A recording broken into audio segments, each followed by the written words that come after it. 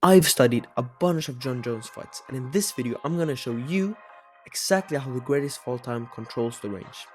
Now, a lot of people think range control comes down to how tall you are and how long your reach is, but people miss out on the absolute most important thing. But that's a bit complicated, so let me break it down for you into these 3 steps. First off is damage. Now, this is one of those things that people don't associate with range control, but it's vital. If you don't make your opponent fear you, they have no reason not to just impose their will on you.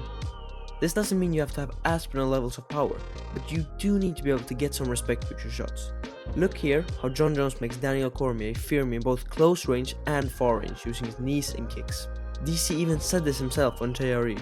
It hurts so bad trying to get close to him. The kicks to the body and the knees. Because you know me, like Kane, me and Kane were forward, head movement, get close, punch, take you down. Right. But this dude would be stepping back, kneeing me.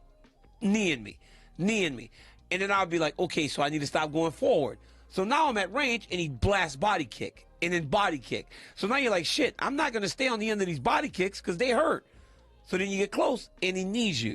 Another vital part of damaging your opponent is making them fear you in the range you don't like. It's a bit tricky, but hear me out. Let's say you're a tall striker, like Jon. You like kicking and your straight punches. But your opponent wants to get close to you. Well, give them something to think about before they do that. That way, Jon keeps more of the fight at kicking range, which is where he dominates. Another aspect of the damage is how you slow your opponent down. Jon uses his patented oblique kicks to really slow down the movement of his opponent. The oblique kicks lead to your opponent not being able to blitz as effectively. Look how Darren Till used them against Wonderboy to slow him down. It's also how Jon managed to make Anthony Smith give up.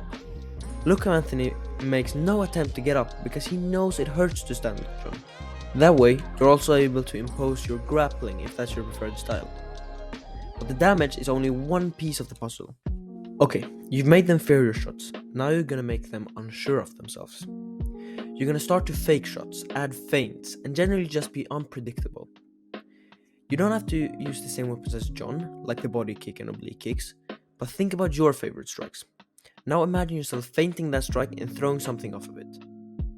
When you've already made your opponent fear the strikes, you're gonna want to feint so that they start to bite on fake shots. This often gives you just enough time to move away from an opponent and back into your range. It's also how Jon set up his head kick over DC. He goes to the body, goes to the leg, then boom! Once DC starts to bite, he throws up a head kick and knocks DC out. Another great thing Jon does is that all of his kicks look the exact same when he starts.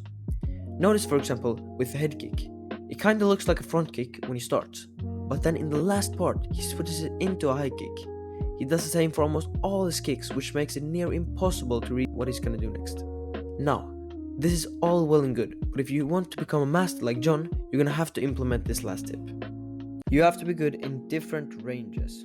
You might think that Jon is only comfortable in kicking range, but it's not that simple. If you look at Jon's fight with DC, he's actually very good in the clinch. And this is against one of the best grapplers the UFC has ever seen.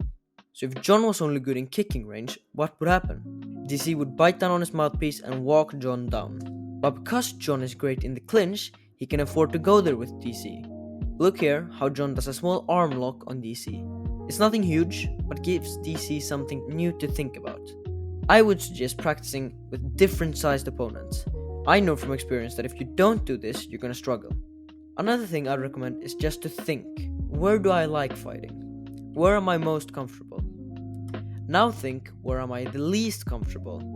Then practice that thing you're not comfortable with a bit extra every single week. This step also goes back to the damage part. You need to have weapons in every range that you know you can get respect with. Jon could be a TIE fighter in the clinch, but if DC had nothing to fear, it wouldn't matter. This doesn't mean you have to be the absolute best in the range, but you should be very sound defensively. Now, all that I've just said is all great if you can apply it. But if there's one thing I want you to take away from this video, it is to give your opponent something to think about. That's the only thing you really need. Make them hesitate. You'll notice in the Anthony Smith fight, Jon completely shuts Smith down because Smith is clueless on how to beat Jon. He literally doesn't throw anything because he has no idea of what he can do without getting hurt bad from John. It might seem a bit complicated, but look at it like this. Number 1, you make your opponent respect your strikes. Number 2, you make your opponent unsure of what's next. Fake shots, make shots look similar. All of that helps. Number 3, make your opponent unsure of where to fight. Hurt them in kicking range, hurt them in boxing range, hurt them in the clinch. All of these together will create just a split second of hesitation, which is often just what you need to get into the range you like and land your shots. That is the key to range control, hesitation. So that's what I want you to think about. If you want more MMA content, you're gonna want to check out this video on defense in MMA, and if you want to be the pressure fighter, go ahead and check this video out. Thanks for watching, it means a lot. Please comment topics you'd like me to take up in upcoming videos.